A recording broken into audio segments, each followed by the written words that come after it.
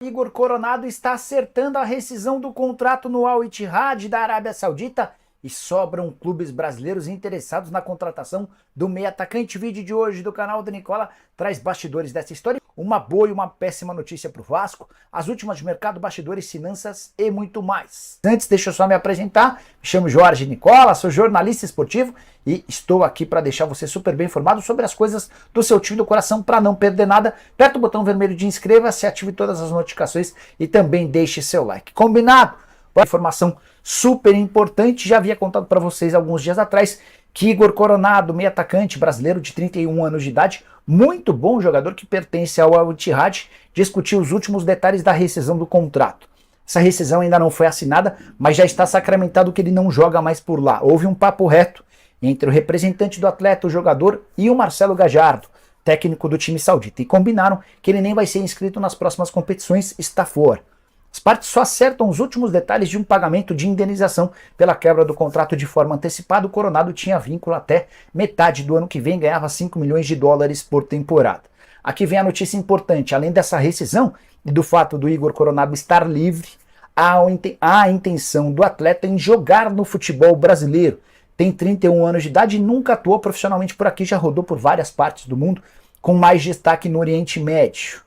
Diante desse cenário, é plausível imaginar que o Igor Coronado seja anunciado nos próximos dias como reforço de um clube brasileiro. O Rafael Brandino, seu empresário, me assegurou que praticamente todos os clubes grandes já haviam entrado em contato antes mesmo da oficialização da rescisão. Quando era apenas um rumor, os clubes já buscaram informações. Prometo ficar de olho e qualquer novidade conto para vocês.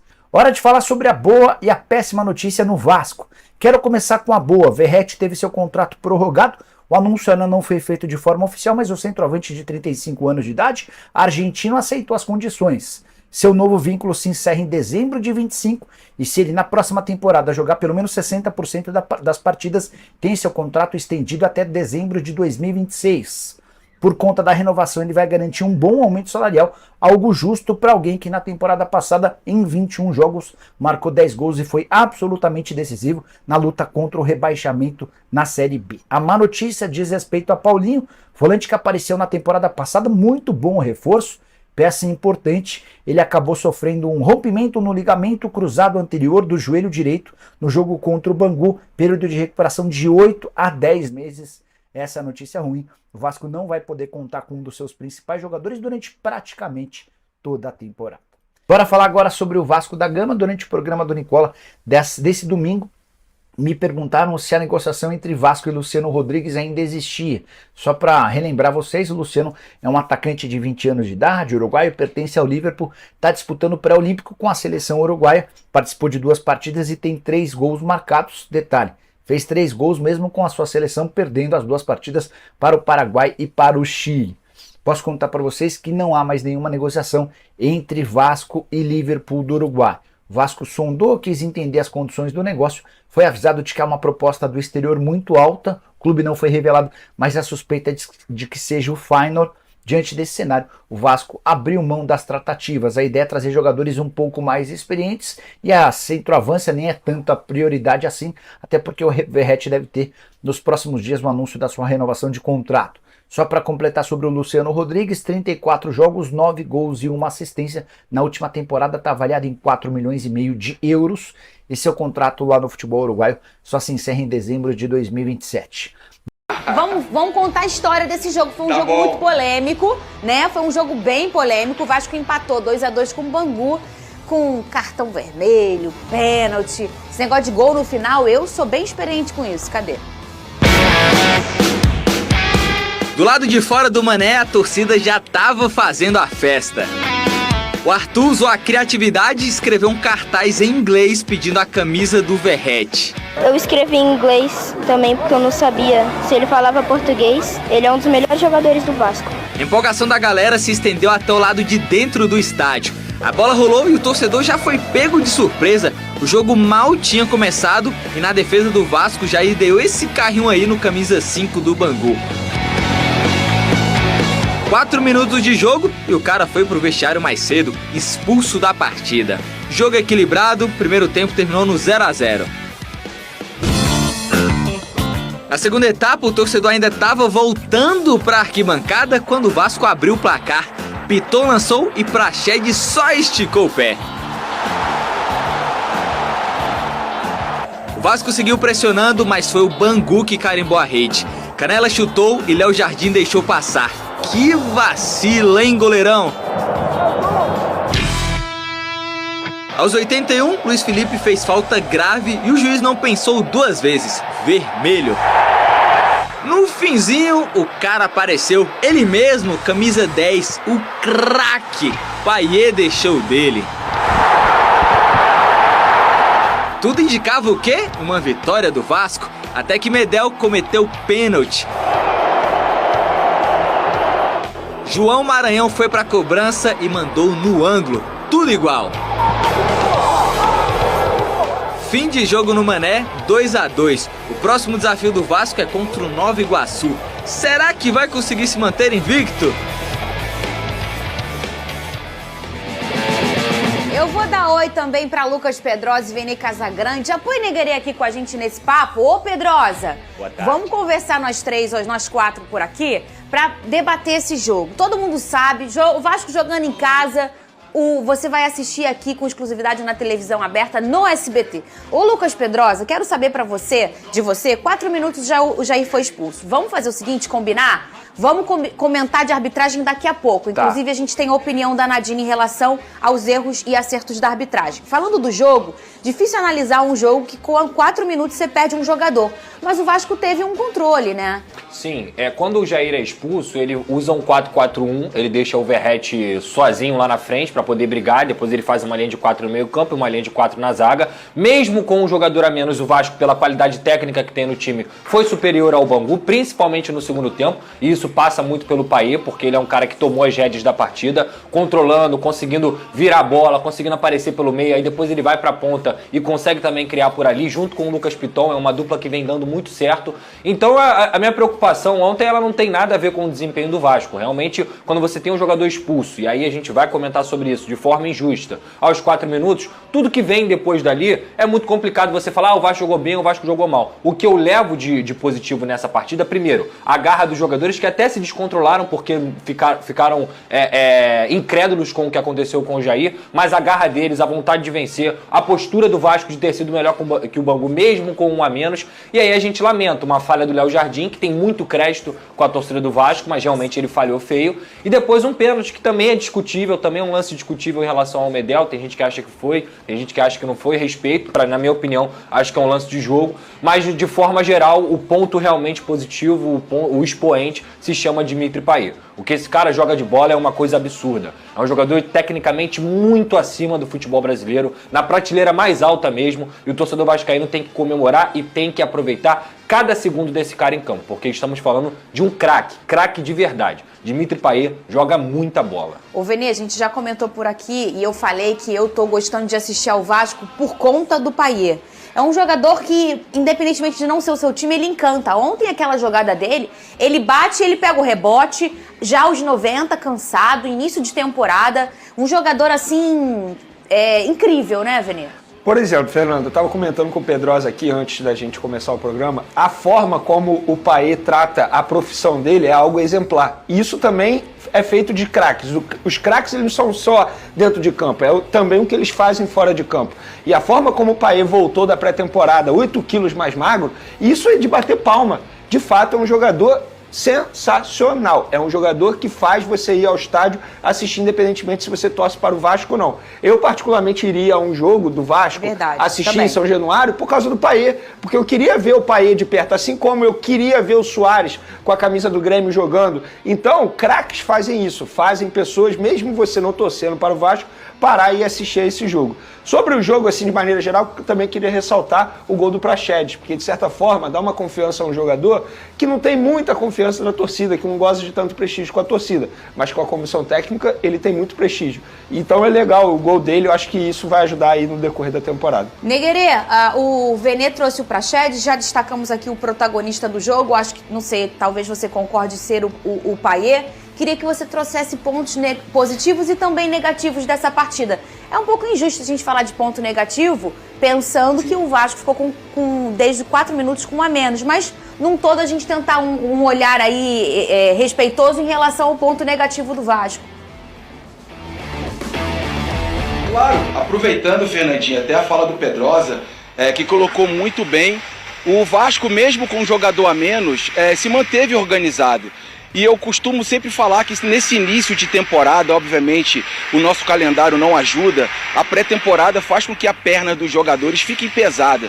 Ainda demore um pouquinho para todo mundo entrar em forma, ter aquele ímpeto todo, né? Mas a postura do Vasco ontem foi assim, de deixar os torcedores aqui em Brasília, não assustado, mas sim impressionado com a vontade, dobra na marcação, o time recompondo rápido o sistema defensivo. Obviamente, uma expulsão desorganiza todo um planejamento, né? Uma expulsão completamente equivocada da arbitragem que, olha, deixou o torcedor aqui em Brasília bastante revoltado. Mas o Vasco tem sim pontos positivos, principalmente pela confiança de alguns jogadores. Prached, como o Vene pontuou, precisa sim, deve ser titular na próxima partida.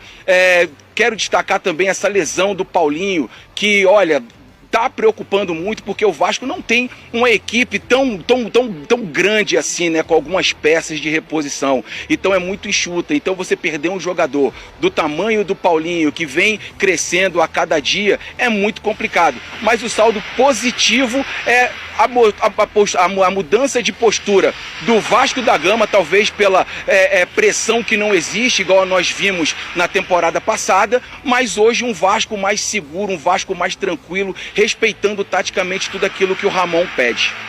Negreira tá direto de Brasília, o Negreira tava nesse jogo e eu vi até um comentário polêmico aqui no nosso Twitter.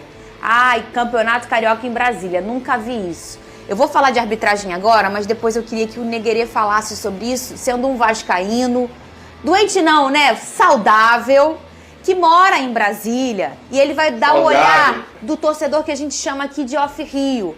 É legal, o Campeonato Carioca tem que ser no Rio, mas você presenteia esse torcedor como Negreira, como filho dele, como todo vascaíno, e também os outros clubes do Rio que moram fora do Rio e têm a chance de olhar o seu time de pertinho. Já o Negreira comenta sobre isso, mas antes vamos falar de arbitragem. Vou botar na tela aqui. Vamos ver primeiro o que a Nadine falou sobre os lances polêmicos, e na volta eu quero a opinião de todos vocês. Era pra ser expulso o Jair? Era pênalti ou não era? Cadê? Fala pra mim, Nadine. Boa tarde, Fernanda. Boa tarde a todos. O Vasco reclamou muito da arbitragem de Tarcísio Pinheiro Caetano no jogo contra o Bangu. Tivemos muitos lances polêmicos. O primeiro aconteceu aos 4 minutos do primeiro tempo, que foi a expulsão do Jair. O árbitro mostrou o cartão vermelho direto. Na minha opinião, o lance era para cartão amarelo. Eu entendo como uma falta temerária. O Jair atinge a primeira bola e depois acaba atingindo seu adversário. Mas eu entendo que isso era lance para cartão amarelo. Não concordo com a expulsão. E aos 52 minutos do segundo tempo, tivemos um outro lance polêmico, que foi a não expulsão do Valnei, jogador do Bangu, depois dessa entrada no Zé Gabriel. Ele, com a perna estendida, com as travas da chuteira e com força, acabou atingindo a canela do seu adversário. Isso é considerado jogo brusco grave, lance para cartão vermelho, mas o árbitro mostrou apenas o cartão amarelo. E aos 55 minutos do segundo tempo, tivemos a marcação do pênalti a favor do Bangu, que na minha opinião o pênalti foi bem marcado. O Medel ele acabou sendo imprudente, ele fez uma carga nas costas do Gabriel Freitas, e isso é considerado infração. Concordo com a marcação do pênalti. Sua vez, Lucas Pedro! Se a Nadine falou... Eu tive a oportunidade de conhecer... A gente sempre fala isso, é interpretativo. Exato. Alguns lances, Eu tive a oportunidade de conhecer a Nadine, pessoa maravilhosa, profissional, da maior prateleira também. Eu vou discordar dela nesse ponto aí, mas... Do pênalti. Obviamente, a voz da Nadine, a opinião da Nadine, ela tem 99% de chance de estar certa. Eu tenho um outro ponto sobre esse assunto de arbitragem. Assim, eu acho que esse debate, se foi ou não pênalti, é a interpretação. A gente acabou de ver. A Nadine pensa de um jeito, Pedrosa pensa de outro. Eu acho que não foi pênalti, tá? Embora eu tenha brincado aqui. Eu acho que outro debate que a gente deveria ter é o seguinte: por que não tem VAR nesse jogo? Por que a FERJ não coloca VAR nesse jogo? Porque os clubes autorizaram e assinaram para não ter VAR durante esses jogos, apenas em clássico, semifinal e final. Qual é a isonomia do campeonato? Se aconteceu com o Vasco, poderia ter sido ao contrário, acontecer com o Bangu, e aí o presidente do Bangu ia reclamar. O debate não é esse. Se foi pênalti ou não, a gente já sabe que a arbitragem brasileira é pífia, é horrível, é terrível. É você torcer para a arbitragem não errar contra o seu time. E nem a favor também, porque erro não é legal em momento algum. Agora a questão é, por que não tem VAR? Perfeito. E aí, entra nesse debate, porque a gente vai ficar aqui discutindo o sexo dos anjos, se foi pênalti ou não. Adoro essa frase. E muda os rumos da partida. Se o Jair não tivesse sido expulso, o jogo seria completamente outro. No temperamento, na tática, no físico, em tudo. Inclusive, eu li a nota do Vasco. Eu acho que a nota perfeita, tem que reclamar. Mas o Vasco também autorizou em não ter VAR. Isso é errado, gente. Todos os clubes. Ô, Negre, eu quero saber a sua opinião, não só sobre essa questão do VAR, mas também, aquele lance ali do Zé Gabriel foi um pouquinho antes do gol do Payet. Ele chega a mostrar, baixar o meião e mostrar pro árbitro, olha aqui como ficou o resultado de uma solada na canela, Negre. Justamente, aquele negócio que o Vene falou, tinha que ter VAR sim, né? O Campeonato Carioca sofre aí com essa desorganização, nós temos que falar, nós temos que ser também muito duro com o que o Campeonato Carioca proporciona pra galera que assiste. Então você vê aí, cara, entradas, depois da expulsão do Jair, o juiz se perdeu, permitindo que acontecesse esse tipo de coisa, e obviamente, de alguma maneira, ele iria querer compensar. E óbvio, aí foi ladeira abaixo, Fernandinha, muitos erros de arbitragem, poxa, picotando o jogo o tempo todo, invertendo falta. Quem vive dentro de campo sabe como é que isso irrita os jogadores. Era pra ter sido expulso sim, se ele fosse pra adotar o mesmo critério, era para ter expulsado o jogador do Bangu sim, machucou, o jogador do Vasco ficou mancando muito tempo, depois você viu aí nas imagens o meião abaixado, a trava das chuteiras, isso aí, se tivesse o VAR, teria sido evitado e obviamente o jogador teria sido expulso. Na minha opinião, pegando aqui o gancho do Pedrosa, pô, Nadine, Deus me livre e contra, né, essa magnata aí da arbitragem, mas eu também não achei pênalti, não é questão de clubismo, né, lance de jogo, contato, o Medel ali, né, pequenininho, já estava cansado, não subiu para disputar, mas não chegou a fazer carga nenhuma. E obviamente o jogador do Bangu esperto valorizou, recebeu o contato, juiz perdido, prejudicou o Vasco. Ô Pedro, vamos olhar a tabela, mas rapidinho antes, o que aconteceu com o árbitro? O Tarcísio Pinheiro não apita pra mais jogos do Vasco nesse Campeonato Carioca. Inclusive o senhor Lúcio Barbosa voltou mais cedo da viagem do Vasco da Gama para poder ter uma reunião com a FERJ hoje em relação ao que aconteceu ontem e fazer as cobranças que são necessárias, né, cara? A gente sempre fala aqui, eu acho que eu passei o ano passado inteiro falando sobre a arbitragem brasileira. E a arbitragem do Campeonato Carioca, que é só dos árbitros da FERJ, consegue ser pior ainda. Olha aqui como esse pontinho vai fazer falta pro Vasco da Gama. O Vasco estaria, esses 2 pontinhos, né? O Vasco estaria com 10 em primeiro. Lembrando que quem termina as 11 rodadas em primeiro lugar é campeão da Taça Guanabara, né? E os 4 primeiros vão para as semifinais do Campeonato Carioca, os 2 primeiros com vantagem. A vantagem do empate. A final do Carioca, a final mesmo, não tem vantagem. Empatou, pênalti. Mas a semifinal tem. E o empate num clássico, se for um clássico, ou independentemente de ser ou não, é uma vantagem muito boa. O Vasco estaria com 10, mas empatou ontem no finalzinho, tomou por conta do pênalti aí que os colegas falaram que não foi pênalti. A nossa princesa da arbitragem disse que sim. Agora, o bom aí, ô Neguerê, foi a presença da torcida, né? Tava lotado, não tava, ô Neguerê? Sim, lotado, mais de 20 mil pessoas aqui em Brasília, na Arena BRB. Fim de mês, você sabe que aqui o custo de vida aqui em Brasília é muito alto, o preço dos ingressos, um valor assim absurdo, e o torcedor vascaíno se fez presente sim, lotando aqui, né, as partes inferiores aqui do estádio, fazendo aquela festa bonita. E obviamente que o torcedor vascaíno de festa entende muito. Povo, rapidinho, Neguerê, o que você sente, Zezéu e todo mundo que mora fora do Rio de Janeiro, encontrar o Vasco ou o seu time do coração no seu estado, pro carioca que tá acostumado a ver sempre o seu time jogar pertinho? Conta pra eles o que vocês sentem quando o Vasco, por exemplo, joga aí pertinho de vocês. Olha, Fernandinha, eu penso nos dois lados, tá? Eu penso mais pela importância da partida. Cada partida, ela tem a sua finalidade. Eu acho que o Campeonato Carioca, não só para o Vasco da Gama, mas para outras equipes também do Brasil afora, obviamente isso é muito bom, você estar perto dos seus torcedores. Se você fizer um levantamento de sócio-torcedor, a maioria é de fora dos estados, né? Que querem estar ali, não tem condições de estar pegando um avião, de estar pegando ali, né, um carro para poder estar acompanhando o seu clube. O futebol é paixão, né? Como a gente fala aqui que o futebol, além de paixão, é algo de inclusão, obviamente eu acho muito relevante. Inclusive eu até comento eu vou passar pro Vene depois. Se o Flamengo não tivesse jogado em Brasília contra o Santos, né? Olha, tá um barulho porque tá tendo obra aqui. E já vai começar o carnaval em Brasília, porque eu sei que o bicho já tá pegando no Rio de Janeiro. E se o Flamengo não tivesse jogado em Brasília contra o Santos, talvez a história do campeonato seria outra se o Flamengo tivesse jogado na Portuguesa, no Rio de Janeiro, né? Porque o Maracanã naquela época não poderia receber jogo. Então, assim, depende da ocasião. Você não pode pegar um clássico, você não pode pegar um time que tá precisando dos 3 pontos e tirar do seu estádio, tirar de perto do seu torcedor, que tá acostumado a fazer aquela festa, aquela pressão, e levar para fora do seu estado. Porque quando você chega em Brasília ou você chega em Manaus, independente da situação, ô Fernandinha, Pedrosa e Vene, é festa, justamente porque essas pessoas elas não têm aquela obrigação de cobrar, elas querem estar ali do lado, elas querem tirar foto, elas querem estar presente do lado ali dos seus ídolos para poder abraçar, poder beijar, enfim, poder contribuir de alguma forma e mostrar o sentimento. Então não adianta você tirar um jogo de fora, né, para levar de dentro, para levar para fora, querendo que as coisas aconteçam. Eu sou favorável que esses jogos, sim, eles sejam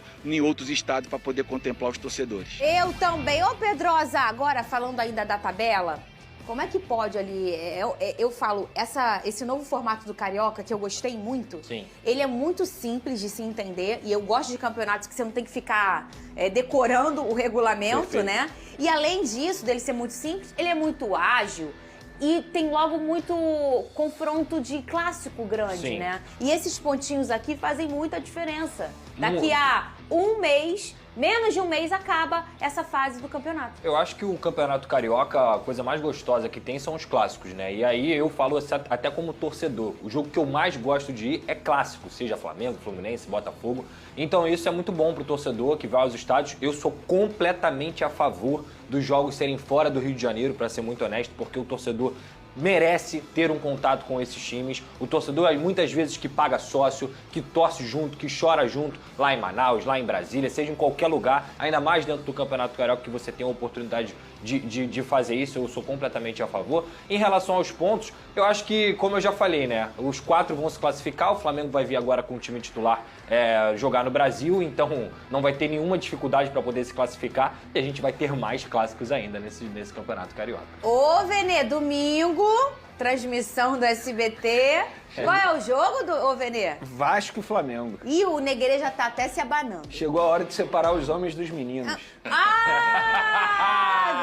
Ué, e é de maneira literal, Hora da pô. verdade. É de maneira literal. A garotada do Flamengo sai de cena e agora chega o Agora time a garotada principal. pode. Agora chega a cavalaria rubro-negra. Olha aí, Negre! Treme não, hein, Negueira? Não vamos ver. treme não, hein? Eu tô do lado do Pedrosa. A nossa geração gosta de clássico.